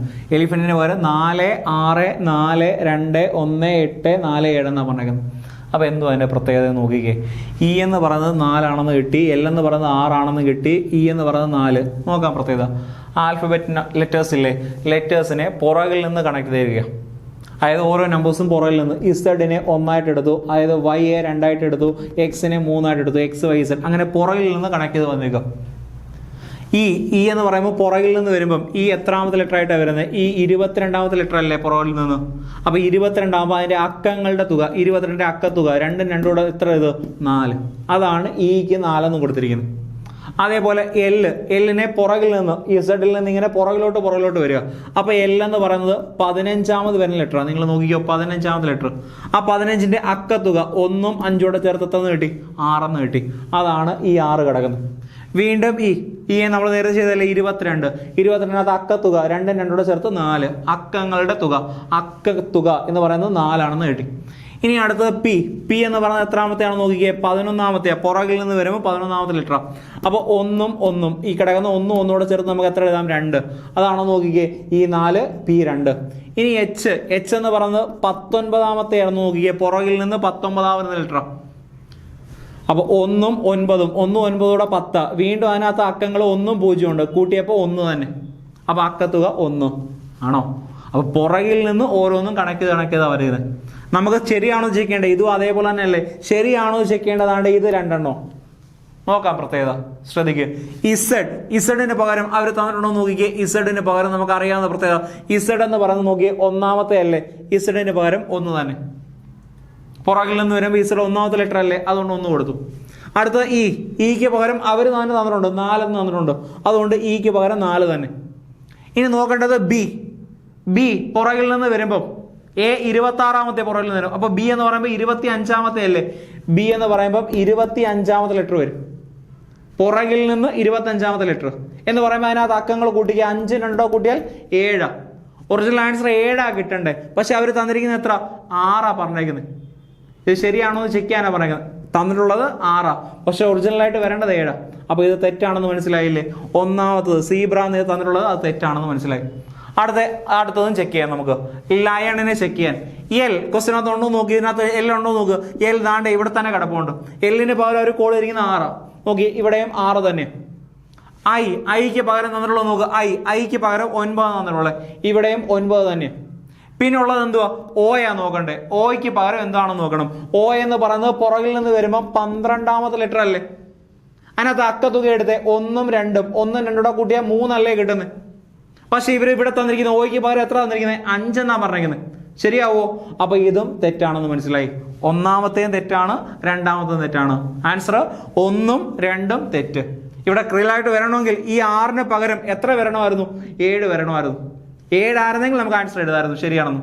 ഇവിടെ ഓയ്ക്ക് പകരം ഈ 5ന് പകരം എത്ര വരണമായിരുന്നു? 3 വരണമായിരുന്നു. എങ്കിൽ നമുക്ക് ആൻസർ എഴുതാമായിരുന്നു ക്ലിയർ ആയിട്ട്. നമ്മുടെ ചോദ്യം X3U R15O L63I. നോക്കാം പ്രത്യേകത. എക്സ് യുയിലേക്ക് വന്നു എന്ന് പറയുമ്പോൾ 3 ലെറ്റർ കുറഞ്ഞല്ലേ വന്നേ. അതേപോലെ യു ആറിലേക്ക് വന്നു എന്ന് പറഞ്ഞാൽ 3 ലെറ്റർ കുറഞ്ഞല്ലേ വന്നേ. ഓരോ ശ്രേണിയിലും 3 ലെറ്റർ കുറഞ്ഞു വരുന്നു. അടുത്ത 6 ഒയിലേക്ക് വരുന്നു എന്ന് പറഞ്ഞാൽ 3 ലെറ്റർ കുറയല്ലേ. ഒ എല്ലിലേക്ക് വരുന്നു എന്ന് പറഞ്ഞാൽ 3 ലെറ്റർ കുറവല്ലേ വരുന്നത്. എൽ ഐയിലേക്ക് വരുന്നു എന്ന് പറഞ്ഞാൽ 3 ലെറ്റർ കുറവല്ലേ. ഇനി ഐയിൽ നിന്ന് 3 ലെറ്റർ കുറച്ച് ആദ്യമേ എഴുതുന്നു. ഐയിൽ നിന്ന് 3 ലെറ്റർ കുറയ്ക്കുമ്പോൾ എന്ത് വരും? എഫ് എന്ന് വരും. ഇനി നമ്പർ നമുക്ക് പിന്നെ എഴുതാം. ഈ എഫിൽ നിന്ന് 3 ലെറ്റർ കുറച്ചല്ലേ ഇങ്ങോട്ട് വരുന്നത്, 3 ലെറ്റർ കുറയുന്നു. എഫിൽ നിന്ന് 3 ലെറ്റർ കുറയുമ്പോൾ നമുക്ക് എന്ത് കിട്ടും? സി എന്ന് കിട്ടും. അപ്പോൾ എഫ് സി എന്ന് കിട്ടി. ഇനി സംഖ്യ മാത്രം എഴുതിയാൽ പോരെ. ഇനി സംഖ്യകളുടെ പ്രത്യേകത, ഇവിടെ 3 ഉണ്ട്, ഇവിടെ 15 ഉണ്ട്, ഇവിടെ 63 ഉണ്ട്. അടുത്ത എത്ര വരും എന്നാ ചോദ്യം. നോക്കിക്കേ, 3 2ന്റെ സ്ക്വയർ -1. 2ന്റെ സ്ക്വയർ 4, 4ൽ നിന്ന് 1 കുറയ്ക്കുമ്പോഴല്ലേ 3 കിട്ടുന്നത്. അടുത്തത് ഈ 2ന്റെ ഇരട്ടി 4 അല്ലേ. 4ന്റെ സ്ക്വയർ -1. 4ന്റെ സ്ക്വയർ 16, 16ൽ നിന്ന് 1 കുറച്ചാലല്ലേ 15 കിട്ടുന്നത്. അടുത്തത് 4ന്റെ ഇരട്ടി 8 അല്ലേ. 8ന്റെ സ്ക്വയർ -1. ഇവിടെ 2ന്റെ സ്ക്വയർ, ആ 2ന്റെ ഇരട്ടി 4ന്റെ സ്ക്വയർ, 4ന്റെ ഇരട്ടി 8ന്റെ സ്ക്വയർ, 8ന്റെ സ്ക്വയർ 64ൽ നിന്ന് 1 കുറച്ചു 63. എങ്കിൽ അടുത്ത് വരേണ്ട ഈ 8ന്റെ ഇരട്ടി 16 അല്ലേ. 16ന്റെ സ്ക്വയറിൽ നിന്ന് 16ന്റെ സ്ക്വയറിൽ നിന്ന് 1 കുറയ്ക്കുന്നു. 16ന്റെ സ്ക്വയർ 256, 256ൽ നിന്ന് 1 കുറച്ചാൽ 255. അപ്പോൾ നമ്മുടെ ആൻസർ എഫ് 255 സി. ലെറ്റേഴ്സ് 3 വീതം കുറഞ്ഞു വന്നു. സംഖ്യകളുടെ പ്രത്യേകത സ്ക്വയർ, അതിന്റെ ഇരട്ടി സ്ക്വയർ എടുത്ത് കുറച്ച് വന്നു. 4 ചുവന്ന ഡിസ്കുകളും 3 മഞ്ഞ ഡിസ്കുകളും 2 പച്ച ഡിസ്കുകളും ഒരു വരിയിൽ ക്രമീകരിക്കണം. ഒരേ നിറമുള്ള ഡിസ്കുകളെ പരസ്പരം തിരിച്ചറിയാനാവില്ല. ഇങ്ങനെ എത്ര രീതിയിൽ ക്രമീകരിക്കാം? അപ്പോൾ ഇത്തരം ചോദ്യങ്ങൾ വരുമ്പം റെഡ് ചുവന്ന ഡിസ്കുകളുടെ എണ്ണം 4 ആണ്, യെല്ലോ മഞ്ഞയുടെ എണ്ണം 3 ആണ്, ഗ്രീനിൻ്റെ എണ്ണം 2 ആണ്. ആകെ എണ്ണം ഒന്ന് എടുക്കുക. 4 3 7, 7 2 9. അപ്പോൾ ടോട്ടൽ എണ്ണം 9. ആ 9ന്റെ ഫാക്ടോറിയൽ, ആ തരുന്ന ആകെ ഉള്ളതിൻ്റെ ഫാക്ടോറിയൽ അതെന്താണെന്ന് നമുക്ക് നോക്കാം. ആകെ ഉള്ളത് ഡിവൈഡഡ് ബൈ റെഡ് എത്ര എണ്ണം ഉണ്ട്? 4 എണ്ണം ഉണ്ട്. തിരിച്ചറിയാൻ സാധിക്കത്തില്ലെന്ന് പറയുമ്പോൾ ആ 4ന്റെ ഫാക്ടോറിയൽ ഇൻറ്റു ഇവിടെ ബാക്കിയുള്ളത് യെല്ലോ 3ന്റെ ഫാക്ടോറിയൽ ഇൻറ്റു ബാലൻസ് 2ന്റെ ഫാക്ടോറിയൽ. ഇത്തരം ചോദ്യങ്ങൾ വന്നാൽ ഇങ്ങനെ അങ്ങ് ചെയ്താൽ മതി. ടോട്ടൽ എടുക്കുക. ടോട്ടൽ 4 3 7, 7 2 9, 9ന്റെ ഫാക്ടോറിയൽ ബൈ യെല്ലോ റെഡ് അതിനകത്ത് 4 എണ്ണം, 4ന്റെ ഫാക്ടോറിയൽ. അതിനകത്ത് യെല്ലോ 3ന്റെ ഫാക്ടോറിയൽ, ഗ്രീൻ 2ന്റെ ഫാക്ടോറിയൽ. ഇതിന്റെ ആൻസർ കണ്ടുപിടിച്ച് നമ്മുടെ ക്വസ്റ്റിന്റെ ആൻസർ ആയി. നോക്കാം. ഫാക്ടോറിയൽ 9 ഫാക്ടോറിയൽ എന്ന് പറഞ്ഞാൽ 1 തൊട്ട് 9 വരെ ഗുണിക്കാൻ. 1 × 2 × 3 × 4 × 5 × 6 × 7 × 8 × 9 ബൈ 4ന്റെ ഫാക്ടോറിയൽ എന്ന് പറയുമ്പോൾ 1 × 2 × 3 × 4, 3ന്റെ ഫാക്ടറിയൽ എന്ന് പറഞ്ഞാൽ 1 ഇൻറ്റു 2 ഇൻറ്റു 3 3 വരെ ഗുണിക്കുന്നു. 2ന്റെ ഫാക്ടറിയൽ എന്ന് പറഞ്ഞാൽ 1 ഇൻറ്റു 2. ഇനി ഇത് കട്ട് ചെയ്യാനുള്ളതെല്ലാം കട്ട് ചെയ്ത് കളഞ്ഞാൽ പോരെ. ഇവിടുത്തെ മേളിലത്തെ 1 തൊട്ട് 4 വരെ ഇല്ലേ, ഈ 4 എന്നാൽ ഒരുമിച്ച് കട്ട് ചെയ്തൂടെ. 1 തൊട്ട് 4 വരെ ഗുണിക്കുന്നതും 1 തൊട്ട് 4 വരെ ഗുണിക്കുന്നതും ഒരുമിച്ച് കട്ട് ചെയ്തു. ബാക്കി ഇനി കട്ട് ചെയ്യാനുള്ളത് 3 ഗുണം 2 6 അല്ലേ. അപ്പോൾ ഈ 6ഉം ഈ 6ഉം ഒരുമിച്ച് കട്ട് ചെയ്തൂടെ. പിന്നെ ബാലൻസ് ഉള്ളത് നോക്ക്, ഈ 1 ഇൻറ്റു 2 2 തന്നെയല്ലേ. ഈ 8ഉം 2ഉം 8 കട്ട് ചെയ്താൽ എത്ര കിട്ടും? 4 എന്നായി. ഇനിയുള്ള സംഖ്യകൾ മാത്രമുള്ളത് നോക്കിക്കേ. ഒരു 5 ഉണ്ട്, 5 ഗുണം ഒരു 7 ഉണ്ട്, 7 ഗുണം ഇവിടെ ഒരു 4 ഉണ്ട്, പിന്നെ ഒരു 9 ഉണ്ട്. നമുക്ക് ചെയ്യാൻ പറ്റുമെന്ന് നോക്കിക്കേ. ഇവിടെ 5 ഇൻറ്റു 4 20 ആണെന്ന് അറിയത്തില്ലേ. 7 ഇൻറ്റു 9 63 ആണെന്ന് അറിയത്തില്ലേ. അപ്പോൾ 20 ഇൻറ്റു 63 കിട്ടി. 63ന്റെ ഇരട്ടി 126 അല്ലേ. ഒരു 0 കൂടി. ക്വസ്റ്റ്യൻ്റെ ആൻസർ 1260. മനസ്സിലായോ? ആൻസർ 1260. മൊത്തത്തിലെ എണ്ണം ആകെ എണ്ണം എടുത്തു 4 3 7 7 2 9. അതിൻ്റെ ഫാക്ടോറിയൽ ബൈ അതിനകത്ത് റെഡ് 4, അതാ 4ൻ്റെ എഴുതി. ഗ്രീൻ യെല്ലോ 3, 3ൻ്റെ ഫാക്ടോറിയൽ. ഇവിടെ ഗ്രീൻ 2. ക്വസ്റ്റ്യൻ്റെ ആൻസർ 1260. 480ന്റെ 75% പ്ലസ് 25ന്റെ 12% മൈനസ് 12ന്റെ 50%. നമുക്ക് നോക്കാം. 480ന്റെ 75% 480 ഇൻറ്റു 100ൽ 75 എന്ന് കിട്ടി. പ്ലസ് ആയിട്ട് പ്ലസ് ഇട്ടു. 25ന്റെ 12% എന്ന് പറയുമ്പോൾ 25 ഇൻറ്റു 100ൽ 12. മൈനസ് ആയിട്ട് മൈനസ് ഇട്ടു. 12ന്റെ 50% എന്ന് പറയുമ്പോൾ 100ൽ 50. കട്ട് ചെയ്യാനുള്ളതെല്ലാം കട്ട് ചെയ്ത് കളഞ്ഞാൽ പോരെ. ഇവിടെ 75 100ഉം ചെറുതാക്കി കൂടെ. 25 കൊണ്ട് ഹരിക്കാം. 75 3 പ്രാവശ്യം, 100 4 പ്രാവശ്യം. 48ഉം ഈ 4ഉം കട്ട് ചെയ്തൂടെ. 40 12 ഒരു 0 120 കിട്ടി. 120 ഇൻറ്റു 3 120 ഇൻറ്റു 3 എന്ന് പറയുമ്പോൾ 360. 12 3 36 ഒരു 0 കിട്ടും. ഇത് പ്ലസ് ആണ്, പ്ലസ് അതേപോലെ തന്നെ കിട്ടും. ഇവിടെ നോക്കി 25 ഗുണം 100/12/100. ഇവിടെ ഇത് രണ്ടുകൂടെ അങ്ങ് കട്ട് ചെയ്തൂടെ. 25 ഒരു പ്രാവശ്യം, 100 25 4 പ്രാവശ്യം. ഇവിടെ ഈ 12 4 കട്ട് ചെയ്താൽ 3 1 ഇൻറ്റു 3 3 എന്നങ്ങ് കിട്ടി. പിന്നെ ഇവിടെ മൈനസ് ആണ്, മൈനസ് അതേപോലെ തന്നെ കിട്ടും. ഇവിടെ 50 ഒരു പ്രാവശ്യം, 100 50 2 പ്രാവശ്യം. ഈ 12 2 കട്ട് ചെയ്താൽ എത്ര? 6 അല്ലേ. 6 ഇൻറ്റു 1 6 എന്ന് കിട്ടിയില്ലേ. ഇനി കൂട്ടിയാൽ പോരെ. 360 3 കൂടെ കൂട്ടാൻ. 360 3 363. അതിൽ നിന്ന് 6 കുറയ്ക്കാൻ. ക്വസ്റ്റ്യൻ്റെ ആൻസർ 357. 360 3 363. അതിൽ നിന്ന് 6 കുറച്ച് 357. ഒരു സമഗുണിത ശ്രേണിയുടെ 4ാം പദം അതിൻ്റെ 2ാം പദത്തിൻ്റെ വർഗ്ഗമാണ്. ആദ്യ പദം -3 ആയാൽ 7ാം പദം എത്ര? സമഗുണിത ശ്രേണി എന്ന് പറയുമ്പോൾ നമ്മൾ GP എന്നാണ് ഇംഗ്ലീഷ് പറയുന്നത്, ജോമെട്രിക് പ്രോഗ്രഷൻ. ഒരു GPയുടെ nth ടൈം കണ്ടുപിടിക്കാൻ ഇക്വേഷൻ നമുക്കറിയാം, AR⁻n-1. ഒരു GPയുടെ n-ാം പദം അല്ലെങ്കിൽ അവസാന പദം കണ്ടുപിടിക്കാൻ ഇക്വേഷൻ A × R⁻n-1. A എന്ന് പറഞ്ഞാൽ ആദ്യ പദം, R എന്ന് പറഞ്ഞാൽ കോമൺ റേഷ്യോ, എത്ര വീതമാണോ ഗുണിച്ചു പോയേക്കുന്നത് അത്. n എന്ന് പറഞ്ഞാൽ പദങ്ങളുടെ എണ്ണം. nth ടൈം അല്ലെങ്കിൽ n-ാം പദം ചോദിച്ചാൽ AR⁻n-1. ഇവിടെ നമ്മുടെ ചോദ്യം AP-യുടെ 4ാമത്തെ പദവും 2ാമത്തെ പദവും തമ്മിലുള്ള പ്രത്യേകത പറഞ്ഞേക്കുന്നത്. നോക്കാം. 4ാമത്തെ പദത്തെ നമ്മൾ എഴുതുന്നത് A4നെ എഴുതുന്നത് A × R⁻, 4ൽ നിന്ന് 1 കുറച്ചാൽ 3 അല്ലേ. അപ്പം 4ാമത്തെ പദം എഴുതുന്നത് AR³ എന്നാണ് എഴുതുന്നത്. എങ്കിൽ 2ാമത്തെ പദം സെക്കൻഡ് ടൈം എഴുതുന്നത് എങ്ങനെയാണെന്ന് പറ. AR⁻, 2 അല്ലേ. 2ൽ നിന്ന് 1 കുറച്ചാൽ 1 തന്നെ അല്ലേ. അപ്പം AR⁻1. ഇനി അവർ പറഞ്ഞ സെന്റൻസ് നോക്കിയേ. ഈ 4ാമത്തെ പദം എന്ന് പറഞ്ഞാൽ AR³ എന്ന് പറയുന്നത് 2ാമത്തെ പദത്തിന്റെ വർഗത്തിന് തുല്യം. 2ാമത്തെ പദം ഏതാ? AR. ഒന്ന് എഴുതേണ്ട കാര്യമില്ലല്ലോ. അതിന്റെ വർഗം എന്ന് പറയുമ്പോൾ നമ്മൾ എന്തിട്ടു? സ്ക്വയർ അങ്ങ് എഴുതി. ഇനി വില കൊടുത്താൽ പോരെ. A × R³ ഞാൻ അതേപോലെ തന്നെ എഴുതി. ഇതിന്റെ സ്ക്വയർ ഒന്ന് പറ. A². എയുടെ square A². R-ന്റെ square R². Cut ചെയ്താൽ പോരെ. അപ്പുറത്ത് ഇപ്പുറത്ത് ഒരേ ടൈം ഉള്ളത്. വേണമെങ്കിൽ ഞാൻ ഒന്നൊരു സ്റ്റെപ്പ് കാണിക്കാം. A × R³ പകരം R × R × R എന്ന് എഴുതാം. ഇവിടെ A² പകരം A × A എന്ന് എഴുതി. R² പകരം R × R എന്ന് എഴുതി. ഇനി ഒരേ ടൈം കട്ട് ചെയ്യുക. അപ്പുറം ഇപ്പുറം ഉള്ളത് ഈ എയും നമ്മൾ വെട്ടിക്കളഞ്ഞു. ഈ ഒരു ആറും പോയി. ഈ ഒരു ആറും പോയി. ഇവിടെ കിടക്കുന്നത് R = A എന്നാണ് കിടക്കുന്നത്. എന്ന് പറഞ്ഞാൽ A = എന്നൊന്ന് എഴുതാം R. അവിടുത്തെ ഫസ്റ്റ് ടൈമും കോമൺ റേഷ്യോയും തുല്യമാണ്. നമുക്ക് ആ ഫസ്റ്റ് ടൈമും തന്നിട്ടുണ്ട്. ഫസ്റ്റ് ടൈം എത്ര ആണെന്ന് പറഞ്ഞു? -3 ആണെന്ന് പറഞ്ഞു. അപ്പോൾ R-ന്റെ വില എത്ര തന്നെയാണ്? -3. നമുക്ക് കിട്ടിയ first time = common ratio. First time ക്വസ്റ്റിനകത്ത് പറഞ്ഞു ആദ്യ പദം -3 ആണെന്ന് പറഞ്ഞു. അതുകൊണ്ട് കോമൺ റേഷ്യോ എത്ര തന്നെയായിരിക്കും? -3 തന്നെയായിരിക്കും. ഇനി നമ്മുടെ ചോദ്യം ആ ശ്രേണിയിലെ എത്രാമത്തെ പദം കണ്ടുപിടിക്കാൻ? 7ാമത്തെ പദം കണ്ടുപിടിക്കാനാണ് നമ്മുടെ ചോദ്യം. പറ, ഒരു GPയുടെ 7ാമത്തെ ടൈം കണ്ടുപിടിക്കാൻ ഇക്വേഷൻ AR⁻n-1 എന്നല്ലേ പഠിച്ചേ? എന്നിന്റെ വില എത്ര കിടക്കുന്നത്? 7. 7ൽ നിന്ന് 1 കുറയ്ക്കാൻ, 7ൽ നിന്ന് 1 കുറച്ചാൽ 6 എന്ന് വരത്തില്ലേ? AR⁻6 എന്ന് കിട്ടി. ഇനി വില കൊടുത്തേ, കയ്യിലുള്ള വിലകളൊന്ന് കൊടുത്തേ. -3 ഇൻറ്റു 6ന്റെ സ്ഥാനത്ത് -3⁻6.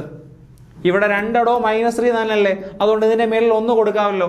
കൃത്യക നിയമം, ഒരേ ബേസ് ഉള്ളത് ഗുണിക്കുവാണെങ്കിൽ പവർ തമ്മിൽ അങ്ങ് കൂട്ടിയാൽ പോരെ. ഈ 1ഉം 6 കൂട്ടി -3 എത്ര എന്ന് കിട്ടി? 7. ഇതിന്റെ ആൻസർ ആണ് നമുക്ക് വേണ്ടത്. നോക്കിയേ, മൈനസിന്റെ മേളിൽ ഒറ്റ സംഖ്യ വന്നു. 7 ഒറ്റ സംഖ്യ അല്ലേ? മൈനസിന്റെ മേളിൽ ഒറ്റ സംഖ്യ ആണെങ്കിൽ കിട്ടുന്ന ആൻസർ എപ്പോഴും മൈനസ് ആയിരിക്കും. മൈനസിന്റെ മേളിൽ ഒറ്റ സംഖ്യ ആയതുകൊണ്ട് കിട്ടുന്ന ആൻസർ മൈനസ് ആയിരിക്കും. ഇനി 3നെ 7 പ്രാവശ്യം നിങ്ങൾ ഗുണിച്ച് നോക്കുക. 3⁻7 എന്നാ കിടക്കുന്നത്. 3നെ 7 പ്രാവശ്യം ഗുണിക്കുക. 3 ഇൻറ്റു 3 ഇൻറ്റു 3 ഇൻറ്റു അങ്ങനെ 7 പ്രാവശ്യം ഗുണിക്കുമ്പോൾ 2187 എന്ന് വരും. അപ്പോൾ -2187. ഒന്നുകൂടി എന്ത് ടൈം കണ്ടുപിടിക്കുക ഇക്വേഷൻ? AR⁻n-1. ഇവിടെ 4ാമത്തെ പദവും തന്നു, 2ാമത്തെ പദവും പറഞ്ഞു. 4ാമത്തെ പദം എന്ന് പറയുന്നത് 2ാമത്തതിന്റെ വർഗമായതുകൊണ്ടാണ് ഇവിടെ മൊത്തത്തിൽ അങ്ങ് സ്ക്വയർ ഇട്ട്. ഇനി ഇത് കട്ട് ചെയ്യാനുള്ളത് കട്ട് ചെയ്തു. അപ്പൊ A = 6 എന്ന് കിട്ടി. അതിന്റെ വിലയാണ് -3. ക്വസ്റ്റിനകത്ത് തന്നായിരുന്നു ആദ്യ പദം -3. അതുകൊണ്ട് കോമൺ റേഷ്യോ -3 തന്നെ. നമുക്ക് വേണ്ടുന്ന 7ാമത്തെ പദം AR⁻6. എയുടെ വില -3, 6ന്റെ സ്ഥാനത്ത് -3. കൃത്യങ്ങൾ നിയമം, പവർ തമ്മിൽ കൂട്ടി കണക്ട് ചെയ്തു ആൻസറിലേക്ക് വരുന്നു. ആൻസർ -2187. അപ്പൊ എത്ര ചോദ്യങ്ങൾ വന്നാൽ ഏറ്റവും അവസാനത്തിൽ നിന്ന് കണക്ട് ചെയ്ത് വരാം. ഈ താഴത്തിൽ നമുക്ക് കണക്ട് ചെയ്ത് വരാം. നമുക്ക് 1+1+2 രണ്ടും ഒന്നുകൂടെ ചേർത്ത് അങ്ങ് 3 എഴുതി. ഭിന്നസംഖ്യ കൂട്ടുന്ന എഴുതി ക്രോസ് ചെയ്താൽ പോരെ. 1 × 3 3. അപ്പോൾ 3+2/3 എന്ന് കിട്ടി. എന്ന് പറയുമ്പം 5/3. ഇവിടെ വരെയുള്ളതിന്റെ ആൻസർ നമുക്ക് കിട്ടിയ എത്ര? 5/3. ഇനി അടുത്ത സ്റ്റെപ്പിലേക്ക് വരും. അതുകൊണ്ട് ഇതുകൂടി കണക്ട് ചെയ്യാൻ പോകും. നോക്കാൻ പറ. 1+ ഇങ്ങോട്ട് എഴുതുവാണെങ്കിൽ 1+ മേലുള്ളത് 2 നമുക്കിപ്പോൾ കിട്ടിയത് 5/3 എന്ന് കിട്ടി. ഈ ഏറ്റവും താഴത്തെ 3നെ നമുക്ക് അങ്ങ് മേളിൽ കൊണ്ടുവന്നൂടെ? അപ്പോൾ പറ സ്റ്റെപ്പ് പറ. 1+ ഈ താഴത്തെ 3 അങ്ങ് മേളിൽ വരുമ്പോൾ ഗുണിക്കാൻ 2 × 3 6. 6/5 എന്ന് കിട്ടിയില്ലേ? ഇനി അതേപോലെ ഇതിനെ ക്രോസ് ചെയ്യും. നമ്മൾ നേരെ ചെയ്ത കണക്കിനെ ക്രോസ് മൾട്ടിപ്ലൈ ചെയ്യും. 1 × 5 5. 5 + 6/5. 6 5 11. 11/5 എന്ന് കിട്ടി. അപ്പൊ ഇവിടെ വരെയുള്ളത് കിട്ടിയത് 11/5 എന്ന്. ഇനി വീണ്ടും അടുത്തതാണ്ട് ഈ സ്റ്റെപ്പിലൂടെ വരുന്നു. പറ ആ സ്റ്റെപ്പ് പറ. 1+ ഇവിടെ ഉള്ളത് 2 ഇപ്പൊ കിട്ടിയത് 11/5. നേരത്തെ ചെയ്ത അതേ മെത്തേഡ് തന്നെ. ഈ താഴത്തെ 5നെ നമുക്ക് ആ മേളിൽ കൊണ്ടുപോയിക്കൂടെ? അപ്പൊ പറ 1+ 2 × 5. ഈ 5 അങ്ങ് മേളിൽ വന്നു 10 ആയി. 2 × 5 10/11. അതേപോലെ ക്രോസ് ചെയ്യും. ഭിന്നസംഖ്യ ക്രോസ് ചെയ്യുന്ന രീതി. 1 × 11 11. 11 + 10/11. 11ഉം 10 ചേർത്ത് 21. 21/11 കിട്ടി. 21/11 വന്നു. പക്ഷെ നമ്മുടെ ചോദ്യം ഇനി ഒരെണ്ണം ഉണ്ട്, മേളിലൊരു 1 ഉണ്ടല്ലേ? അപ്പൊ ആ സ്റ്റെപ്പ് കൂടി എഴുതണം. 1/ ഇപ്പൊ കിട്ടിയത് 21/11. ഈ താഴത്തെ 11 നമുക്ക് അങ്ങ് മേളിലാക്കാമല്ലോ. അപ്പൊ മേളിൽ അങ്ങ് വരും 11. 1 × 11 11. 11/21. ക്വസ്റ്റിന്റെ ആൻസർ 11/21. ഒന്നുകൂടെ നോക്കിക്കേ. ഏറ്റവും താഴത്തെ സ്റ്റെപ്പിൽ നിന്ന് തുടങ്ങും. 1 അതേപോലെ തന്നെ എഴുതി. ഈ 2 അതേപോലെ തന്നെ എഴുതി. 1 2 3 ക്രോസ്. 1 × 3 3. 3 2 5. 5/3. ഈ ഫസ്റ്റ് സ്റ്റെപ്പ് കഴിഞ്ഞു. ഇനി രണ്ടാമത്തിലേക്ക് വരുന്നു. ബാക്കി താണ്ട് ഇത് 1+2 അതാ എഴുതിയിരിക്കുന്നത്. 1+2 ഇപ്പൊ കിട്ടിയത് 5/3. ഈ താഴത്തെ 3നെ നമുക്ക് അങ്ങ് മേളിൽ കൊണ്ടുപോകാം. 3 × 2 6. താഴത്തെ ഈ 5 അതേപോലെ തന്നെ ക്രോസ് ചെയ്തു. 1 × 5 5 + 6/5. അപ്പൊ വന്നത് 11/5 എന്നാ കിട്ടിയത്. ഇവിടെ വരെയുള്ളതാ കിട്ടിയത്. ഇനി അടുത്തതാണ്ട് ഇതുകൂടി കണക്ട് ചെയ്തു. 1 അതേപോലെ എഴുതി. പ്ലസ് ഈ 2 ഇപ്പൊ കിട്ടിയ 11/5. ഈ താഴത്തെ 5നെ നമുക്ക് അങ്ങ് മേളിൽ കൊണ്ടുപോകാം. 2 × 5 10/11. ക്രോസ് ചെയ്തു. 1 × 11 11. 11 + 10/11 എന്ന് പറയുമ്പോൾ 21/11. ഇവിടെ വരെ ഉള്ളായിരുന്നെങ്കിൽ നമുക്ക് 21/11 എഴുതായിരുന്നു. പക്ഷെ ഒരെണ്ണം കൊണ്ട് മേളിലൊരു 1/, കിടപ്പുണ്ട്. അതുകൊണ്ട് അതിലേക്കൂടെ വരിക. 1/. ഇപ്പൊ കിട്ടിയത് 21/11. ഈ താഴത്തെ 11 നമുക്ക് അങ്ങ് മേളിൽ കൊണ്ടുവരാം. 21. ക്വസ്റ്റിന്റെ ആൻസർ 11/21. അപ്പൊ ഇന്ന് ചെയ്ത ക്വസ്റ്റ്യൻ എല്ലാവർക്കും മനസ്സിലായെന്ന് വിശ്വസിക്കുന്നു. അടുത്തൊരു വീഡിയോ ആയിട്ട് കാണുന്നവരെ ബൈ.